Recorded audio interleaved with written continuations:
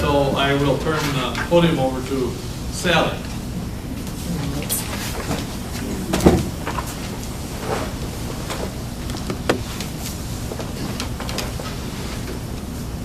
Well, as you know, I'm one of the Manses from the Mance family. My great-great-grandfather, Josiah Horace Lauder, and his wife, Lydia Flick Mance. You gotta speak louder. Oh, I don't know about that. They have a book. We do have a microphone that goes to the neck. There's some kind of cord there. We'll ask her. I'll try to. Anyway, they were my great-great-grandparents. And Josiah was born in June 1812 in Nats Hill, which is now Richmond Town, Pennsylvania. And little was found regarding his early life, but it is known that his family was staunchly Mennonite and attended church at the Springfield Mennonite Church just north of Nats Hill. Now, a few years ago, we had a reunion, and we were able to attend that church. And it's still, they have added on to it, but it's still a small country church. And the original part of the church is still there. And quite a few of us went. And we were sort of overwhelmed them. And we didn't have any idea what the Mennonite church was. So we called and we found an elder. And he agreed, and we said, well, we'll take you and your wife out to eat. And then they came back to the hotel. And the first thing somebody said was, is this like the Amish? Do they go to church all day? And he said, after 1 hour, everybody's pointing at their watch. And it was very interesting. So they only go for an hour? Yeah, they go for an hour. And some of them still wear the prayer caps, but most of the younger generation doesn't. And it's just almost like a regular, I mean, I thought it was much like the Baptist church that I attended. But it was quite interesting. It was so welcoming, except they were scurrying around trying to find chairs for us. Anyway, Josiah. Later in life, Josiah was to turn to the Baptist church while in Wisconsin. Out of a family of 10 born in Bucks County, to John and Anna Catherine, 7 lived in Dane County, Wisconsin at one time or another. 3 of the brothers married into early Dane County families. Peter married Helen Dixon of Madison. John M. married Lavina Utley of Killy, and Nicholas married Catherine Dunkel of Verona. As a youth, Josiah was an invalid, the injury or affliction unknown. Perhaps it was for this reason that he chose to study to be a teacher rather than taking up the more physical forms of labor generally available to men of that day. He taught school 2 years in Hunterston County, New Jersey, then went to Flicksville, Pennsylvania, a small community in eastern Pennsylvania, and began a school where he was a teacher. It was there that he met and married one of his students, Lydia Flick. They were married in 1838 in the Flick home. This home has been restored and exists still, and pictures of it would warrant the conclusion that the Flicks were a family of means. I've also been to that home. It's lovely. The first 6 years of their married life together were quiet, with history only noting the birth of their first child in 1840, a son named William Gilbert Lafayette Mance. In 1844, for reasons that can only be speculated on, Josiah, then 32 years old, brought his 24-year-old wife Lydia and their 4-year-old son to Wisconsin. Perhaps it was an economic decision or related to the general overcrowding in the East, or perhaps a reason was noted in the eulogy of Josiah that stated he found teaching to be constraining and tedious and earned for freedom from his chosen field.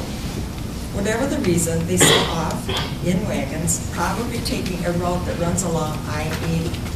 It would have taken about 3 months to complete the journey. Although a water route was available for them to go to Milwaukee, it was not until the 1850s that the Erie Canal was enlarged to accommodate the barges big enough to transport families, household possessions, livestock, etc. Also, the water route was about 300 miles longer. The final consideration is their choice of conveyance. Certainly must have been the fact that Lydia's sister had married into a family of wagon manufacturers. Lydia's sister Deborah and her husband John Myers arrived from Flicksville in 1846. Also their brothers, Joseph, William, and Martin Flick, in 1845 and 4 nephews, John, Elias, Philip, and Joseph Schumann. On May 22nd, 1845, Josiah and Lydia received a land grant for the east part of the village of Verona from north of the present cemetery to south of Badger Mill Creek, about 230 acres. Joseph Flick, Lydia, and Deborah's brother, that is what I want to say. Joseph Flick, Lydia and Deborah's brother, was the first owner of the other half of what is now the city. He received his land grant on the same day that Josiah Matz received his and built a house on Verona Avenue. The barn of the farm stood at the corner of Park Lane and Schumann Street. Mr. Flick was also the first postmaster in the village. Later, the post office was in the H.B. Matt's home. The Flick stagecoach and their fine horses are also recalled in the early days in Verona. In 1848, Josiah and Lydia built the first brick house in Verona. It is now located at the northeast center of Verona Avenue and North Main Street. I keep waiting for somebody to tear that down. I hope they don't. The outside walls of the home are a solid 12 to 16 inches thick, composed of double rows of bricks with an airspace between, the perfect insulators. The inside walls are also brick covered with plaster. The bricks themselves were fired on a kiln west of the village, located on land on Half Mile Road. You would know where that is, probably. And hauled by John Meyer's son, Reuben Myers. A showplace from the beginning, the elegant 12-room Italian structure, red brick building, obviously brought pride to Matz and drew many curious visitors anxious to learn about the latest construction innovations incorporated into the structure. So admired was it that Lydia's sister Deborah Myers and her husband John built a copy on their land directly across the street, where Walgreens is. On October 1847, a group of Verona men met to organize a society called the Verona Assembly. The organization was not related to town government, but seemed to have been a men's club of sort for social gatherings and a forum for debate. Apparently, no one knew of the existence of the society until the 1950s, when Mrs. Fred Roethlisberger discovered the 100-year-old records of the society in her home, the former Matz home. The package of papers was found on a ledge between the roof of the attic and a chimney when a new chimney was being installed. For years, rumors have circulated among the Matz descendants about some papers hidden in the home. Could these be the papers? Or are there still more in the house other than bricks and plaster? So I have to tear down the house. I can't do that. As a shrewd businessman, Josiah must have known that his property would increase in value if a town were to spring up on it or around it. He began selling parcels to various concerns to help reach this end. In March 1848, he sold the town of Verona 2 acres of land for a cemetery for $15. The same cemetery obviously still serves the residents of Verona. In 1850, the site of the mobile station, a wayside inn, was built on land sold by Matz, and it served travelers primarily on the Milwaukee, Mineral Point, and Green Bay to Galena stagecoach lines, which crossed at Verona Corners, as the town was known. Later, this wayside was to become the Eagle's Nest Tavern and Restaurant, renowned throughout southern Wisconsin until its demolition in 1970. In September 1861, Josiah Matz leased land to the trustees of the Verona Baptist Church for $1 to build the church. The finalized lease contained conditions that if the land were ever used for any other purpose, it would revert to the grantor, H.B. Matz. That has been changed now. I thought maybe I did some money out of that one. On July 1880, Josiah sold to the Chicago and Toma Railroad a strip of land 100 feet wide and extending across the property. The selling price was $50.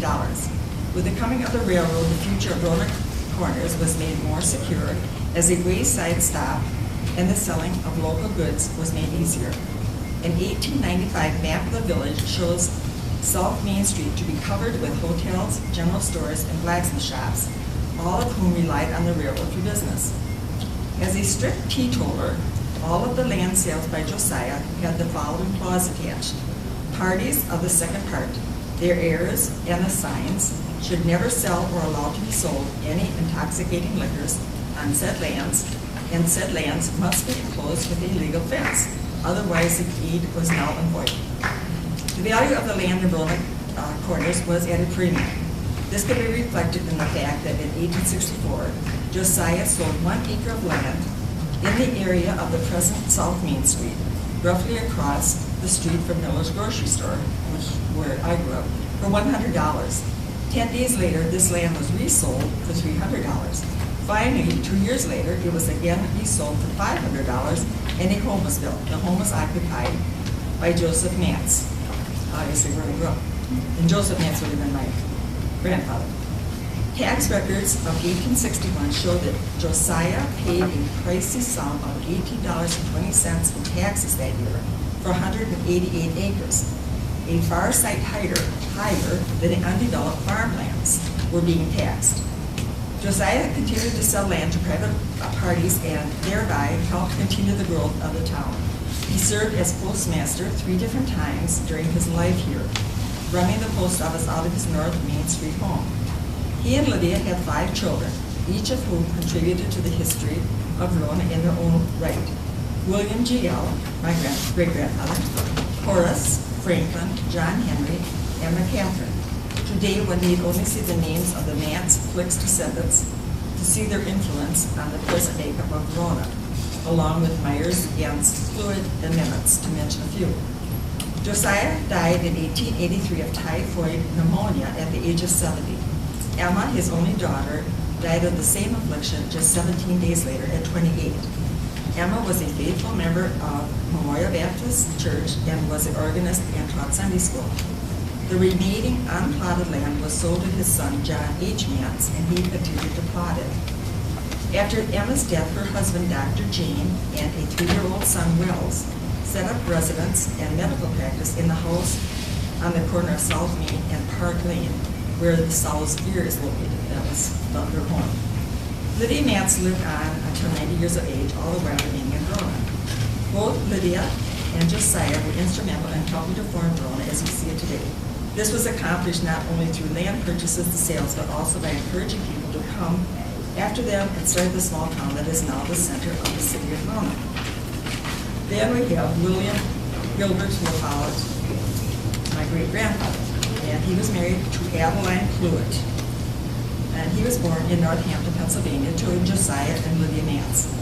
It is presumed that he was baptized at St. Peter's Lutheran Church, Plainfield Township, Northampton County, southeast of Flicksville, before moving to Wisconsin. In 1844, at the age of 4 years, he moved to Verona with his parents. Adelaide, Addie, was born in 1839 in Green Bay. In 1950, Addie lived in Pleasant Branch, Middleton, with her parents, Ebenezer and Lydia Cluett, who were born in England. Later, her parents ran a stagecoach stop and inn in Milton Junction, and are both buried at the West Middleton Cemetery. Addie was the oldest of 11 children. She and William were married November 1857. William was a corporal in the Civil War with the 23rd Wisconsin Infantry Regiment, Company 1, from August 1862 to April 1864. He was trained at Camp Randall with his cousin, Jesse Myers. William fought in the Vicksburg campaigns along with other skirmishes. He was taken prisoner in the Battle of Parian Crow Bayou in Lafayette and imprisoned for 58 days on a sugar plantation at Alexandria. In January 1864, he was sent to a parole camp in New Orleans and then sent to St. Louis USA General Hospital in New Orleans. He was discharged because of illness and disability in April 1864. His father, Josiah, went by train and riverboat to New Orleans to bring him back home to Verona because they thought he was going to die. His cousin, Jesse Myers, kept a diary all 4 years that he was in the Civil War, which I have a copy of. It's at the Veterans Museum. And he, at the beginning of the diary, he's just very casual, about, they went from training to someplace, but then it was almost like he could see the seriousness of the Civil War, and he talked about seeing the first black person and about the different skirmishes. And as it goes on, he describes a lot more of the battles and the fighting and the marching and the sickness. So it's really quite interesting. Between 1864 and 1873, William purchased the homestead, 40 acres of land in the town of Verona, where he built a log cabin beside the Badger Mill Creek. The property is still owned by the Nance family. He eventually built a 2-story home, barn, and other buildings on his property. He farmed and raised horses until becoming ill in 1926, at which time he moved to town and lived on South Main Street, across from the Historic. I just have a little, my house that I grew up in was Lou Rags. I went in there and introduced myself one day, and she said, "I feel the presence of your mother here." And I said, "That's nice." But I didn't want to tell her that my great-grandfather died there, because then she'd really feel his presence. Maybe scare her. She said that without knowing you? Huh? She said that without knowing you? Yeah. Okay. Well, she knew, I mean, I had told her that I had come up there. She said, "I feel your mother's presence in this house." Must have been a ghost. William and Addie had 8 children, 7 of their own and 1 adopted son. In February 1889, during the scarlet fever epidemic, William and Addie lost 3 children within 1 week from the disease. Grace, 10 years old, Frank, 7 years old, Clara, 2 years old. Another child, Paul, died at 6 months in 1882. The surviving children who lived to adulthood were Elma, Minnie Mae, my grandfather Joseph Flick, and Howard Cluett, their adopted son. October 8, 1926, William and John Schumann, cousins to Lydia, sold the house at 215 South Main Street to William G. L. for $2,800. The house was built around 1866. June 1928, William willed the land to his son, Joseph Flick Nance. William died December 1927 at the age of 87. Addie died in 1815, age 76. William and Addie were members of the Verona Memorial Baptist Church. William was a colorful character, easily recognized by his red neck scarf, gold hoop earrings, and long, thick white hair. He is described as being 5 feet 9 inches tall, with black hair, black eyes, and a dark complexion. And my dad had sort of had that color too, and he said that he would be teased about being Indian. I thought he looked more like the mafia. Okay, now we have Minnie Mae Cluett Nance, and she was one of the other surviving children. Minnie Mae was born May 1st, 1874, in Verona to William G. L. and Addie Cluett Nance, the 4th living children. She attended school in Verona, and in 1896 was an elementary school teacher in Verona, living at home. I have an autograph book of hers on that table that some of her students signed in 1896, I think it was. Minnie took nursing training at La Crosse Hospital, from where she graduated. She then received training from the Wisconsin Anti-Tuberculosis Association in Milwaukee. For 6 years, she was in government hospitals in Panama with the Army Nurse Corps while they were building the Panama Canal. Some of the hospitals she worked in was Ancon Hospital, Panama City, and then she was promoted to $75, which I'm assuming was, I don't know, maybe a year, I don't know. Then she was transferred to Tobago Sanitarium, and then to Colon Hospital, and then U.S. Isthmian Canal Committee, she was on that. In 1910, Minnie was a registered nurse at a local hospital in Wisconsin. In 1970, during World War I, she joined the Army Corps, and she served as a nurse with the troops at a base hospital in France. January 1918, she was stationed at the U.S. Army base, Camp Shelby Hospital in Gettysburg, Mississippi, and was paid $720 a year. After the war, she accepted a position as city nurse of Edgerton, Wisconsin. In 1921, she assumed the duties of county nurse of Waukesha County until her death. She died in 1925 at Columbia Hospital, Waukesha County, from complications after surgery. She was 51 years old. Her funeral was held in Waukesha in the home of Mr. and Mrs. William Kohler. She's buried at Prairie Home Cemetery in Waukesha. And then this was an article that was written about her at her death. And I think she did all that. She was a single lady, but did all that and died at 51. And this was just article that was written a couple days after her death, and it just says, former Verona girl is called by death. Miss Matz, the daughter of Joseph Matz, Sr. of Verona, the county nurse of Waukesha County, on account of failing health, was forced to submit to an operation on July 29, and a second operation somewhat later. These were performed, you can tell the doctor, Dr. Yates of Columbia Hospital, Milwaukee.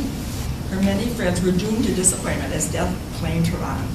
Miss Matz was born in Verona and attended local schools. Later on, she was engaged in teaching for some time. The profession of nursing appealed to her so strongly that she decided to make it her life vocation. She reached La Crosse Hospital and graduated from that institution. Most of this I've already told you. For 6 years, she was in a government hospital in Panama. This was during the period when the late Dr. Georges was making his famous campaign to destroy the mosquito in the canal zone. During the war, she served as a nurse with our troops across the seas in France, returning to the United States. 4 years, she was went to work in Waukesha and assumed the duties of county nurse of Waukesha County. Most of this is just what I. To quote the Waukesha paper, Miss Matz is and has been indefatigable in her services to the people of this county, especially to the children who were abnormal in any way, physical or mental. Because of her efforts and those of other members of the County Education Committee, the County Board has made an annual appropriation of $100 towards the expenses of a clinic for the tuberculosis, and this clinic has been held every month. Ms. Matz helped these, and that just talks about her character and courage and resourcefulness. So she had a wonderless, I guess. And then my grandfather, Joseph Flick Matz. You can see how the Flick name keeps coming into the Matz. Son of William G.L. and Addie, and he was born in November 1880 in a log cabin on the farm south of Verona, the sixth of 8 children. He grew up on the homestead of his parents on Badger Mill Creek. After graduating from 8th grade, he helped his father on the farm raising horses until about age 20, when he decided to leave farming and work for the Northwestern Railroad as a brakeman. On March 1904, he had a serious accident in the railroad yards in La Crosse. He slipped on the icy ground and fell under the train wheels, losing both legs. He was removed to La Crosse Hospital immediately after the accident, where it was found necessary to amputate both legs below the knee. He passed through the operation successfully, and the attendant physicians believe he will live.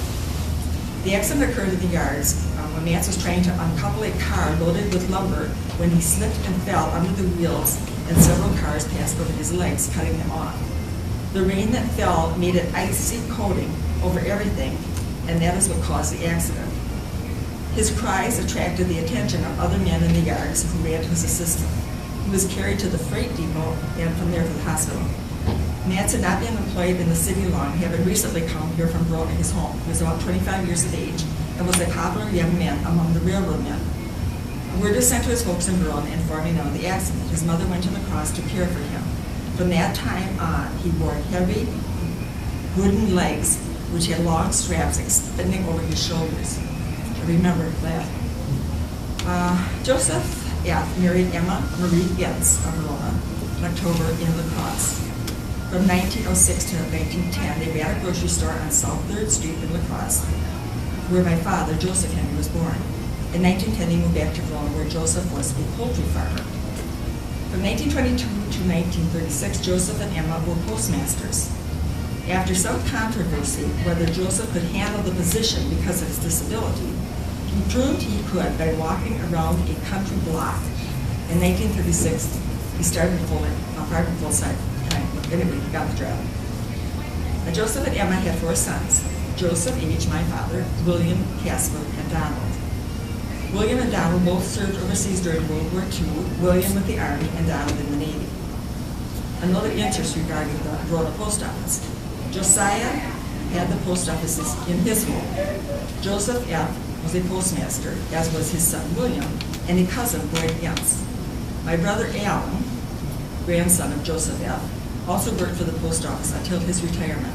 And Joseph Fleck, Lydia Matz's brother, was the first postmaster and was several times thereafter in different years. So it's in our blood art. Joseph McMath died July 1945 at the age of 64. Emma died September 1974. Both are buried in the Verona Cemetery. Joseph was on the cemetery board, as was his son William, as of this time. There has been a manse continuously living in Verona since 1844, and a member of Memorial Baptist Church since 1861.